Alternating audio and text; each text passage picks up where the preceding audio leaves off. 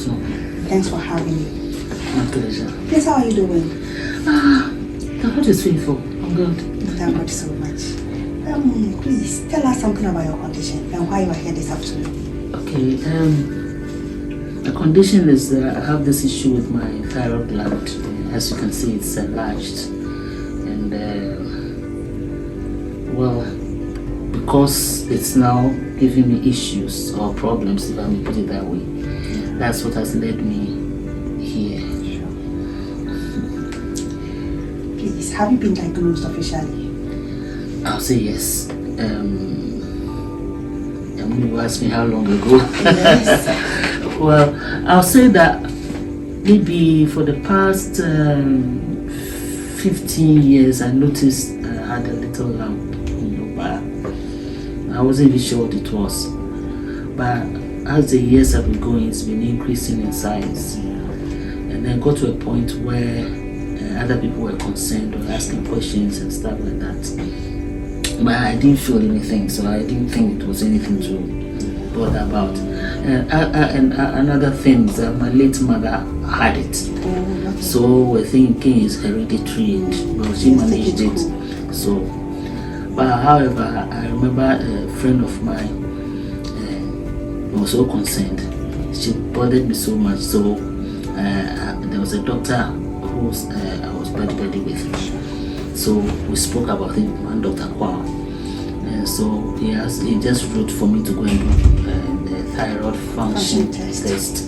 And then ultrasound. You did that one too? I did that one too. Then when I gave them to him, he didn't seem concerned. So I was like, why? He said, apart from the structure that we see, the thyroid function test shows that everything's functioning well. I said, okay, praise the Lord. So I forgot about it. But then I realized that it still kept on increasing.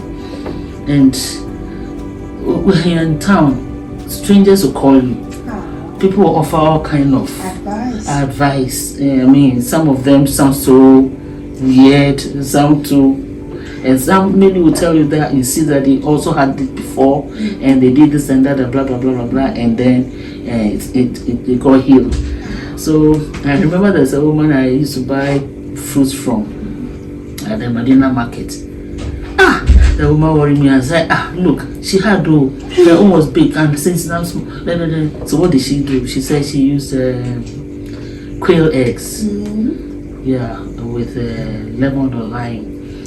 And so for a season in my life, I was on this quail eggs early morning, first thing in the evening with 9 raw.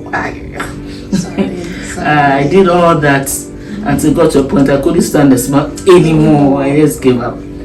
But that was the only thing I ever tried, Yeah, back to the diagnosis when you actually. Somewhere I think roughly 3-4 years ago, I wasn't feeling too well, so I had to see a medical doctor, and as we did a series of labs and stuff like that, he asked me to go and do the thyroid function test again. Wow. He's a different doctor now. So after I did it, he also looked at the results and he said, they're functioning fine. So it's okay. My pastor has been pestering me, we have to do something about it. I said, pastor, he said it's functioning very well, so I don't see why I should do anything about it. That's what I thought anyway. But November, December, January, now I realized that too many things were happening. If I come into the end of last year, I remember I started fighting with a lot of hairdressers. And I started changing hairdressers. Why? Because I said they were spoiling my hair. They were not handling my hair well. Because of them, that my hair was thinning. All that. I never associated it with the thyroid. No. And so when I went to see the doctor again, that was in January, he realized that my blood pressure was quite high and a few other issues. prior to that, I've never had, my blood pressure is always manageable, so I've never been on medication or anything. I praise God for that. So he said, no, it's the thyroid that is active. So we suspected it, so I should go do another test. So this will be the third thyroid function test. And this time when the results came, say, aha, that's what the problem is now something is amiss. So then he put a file together for me and asked me to go see a surgical doctor and have a discussion and stuff like that. So I discussed that with my pastor, and my pastor also called one Dr. Bernard, who is also in GMC here. And Dr. Bernard said, oh, if this is what you have, come on this date. I'll introduce you to one Santiwa, who is fighting the cause of thyroid. And so then I came and met Director Nanajwa. And then from there, series of tests have been taken so much. And so now the final conclusion is that I have to do the surgery. All right. So from your narrative, you didn't have much symptoms until just last year. You started with the hair thinning. No, the hair thinning had been for a couple of years, honestly, but it's increased last year. It increased, it became worse. Terrible. Yes. That's why I have it covered. Yes. No, I have. When you do the hair, it's not very nice. It's not very. I don't like attachments, and it's natural. So you can imagine. I understand. Yes. But aside the hair thinning, any other symptoms you experienced? Yeah, and the blood pressure. Yes. My breath. Your breath. Yes, short breath. If I climb uphill, then you see that. Yes, I run out of breath. And then lately, this exhaustion. In fact, it's been since last year, but I didn't know. If I do something, a little something, then I feel exhausted, I feel so tired. And the other thing was, people will tell you that, oh, you are growing. So because you are part of aging. So if you can't remember things very well, it's part of it. I said, no. Just forgetfulness. I was thinking it was too much. So I even have memory games that I do just to try to keep the brain active. But still, I can't. You know what it's like. So that's also one of the things that I realized that, it's also one of the symptoms. So tiredness, the breath, and lately, even when I'm walking, sometimes if I carry something heavy, a child will even carry it. But it's as if my muscles, I don't have muscles. I feel so weak, so tired.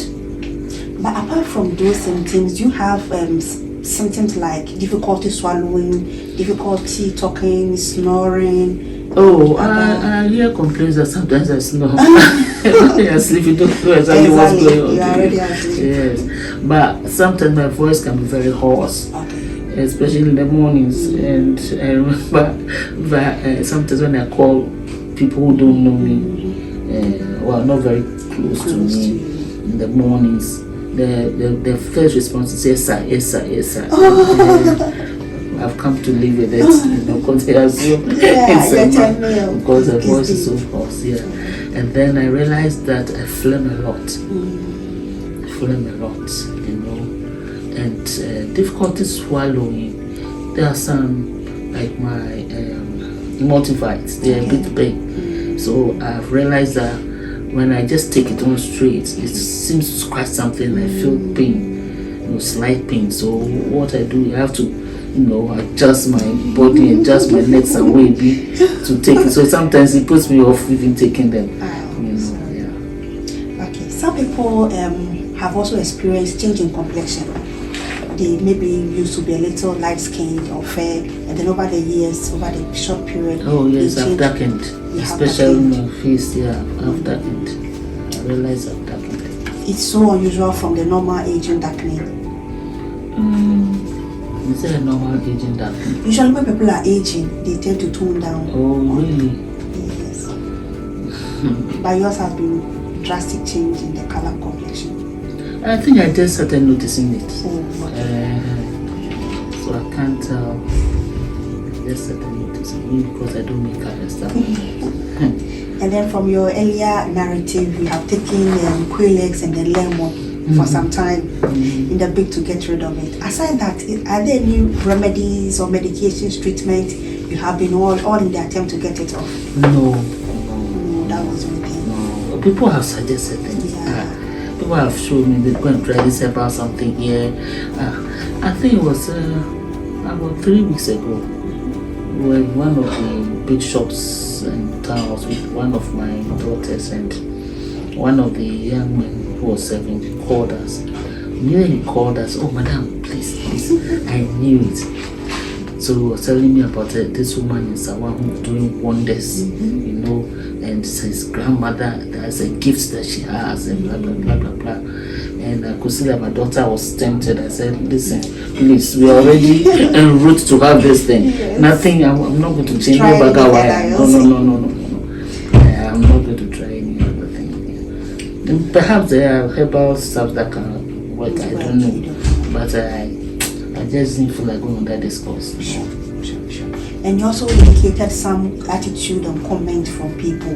We would like you to highlight that a bit.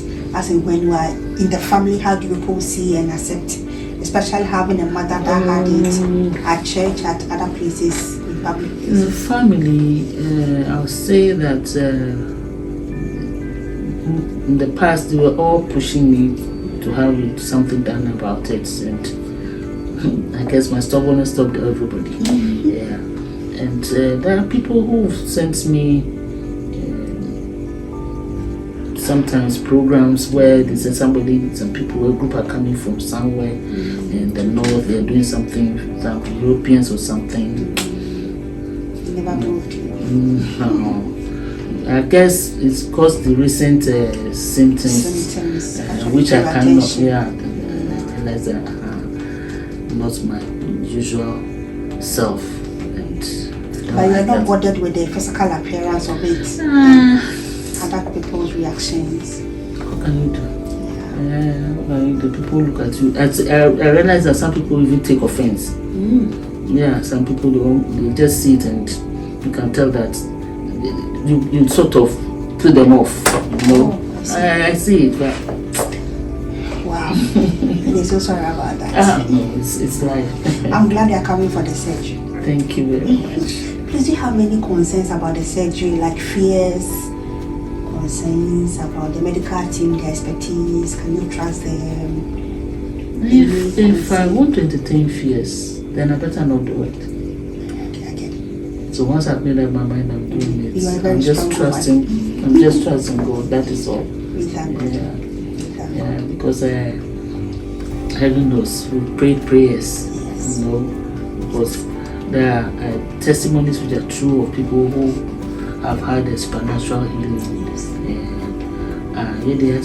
Bobby also prayed some. However, this is where we are. So just trusting God. And I thank my pastor for his support and his encouragement and all that. I can assure you to go well. No worries at all. My pastor, there's a series he did. It was titled Faith versus Wisdom. Sure. They all have a role in our lives. So how far do you go with your faith? Yes. And when do you apply wisdom? You apply wisdom to the situation. He's giving examples, even he himself. So sometimes you do the faith thing, but even the faith thing, back it with wisdom. Yes. I understand. So, your words of advice for people with thyroid issues, from those with little, unnoticeable, medium, should they wait? If you had gotten this opportunity, would you have taken advantage of it? What advice for them? Okay, so with hindsight, I'll say that if I had foreknown what I'm going through now, you should have taken action. I remember my sister, she was at me. How many years ago was that? Yeah. If my pastor, so I would have saved myself a lot of stress, which means I would have even nipped some of the things in the bud. Yes.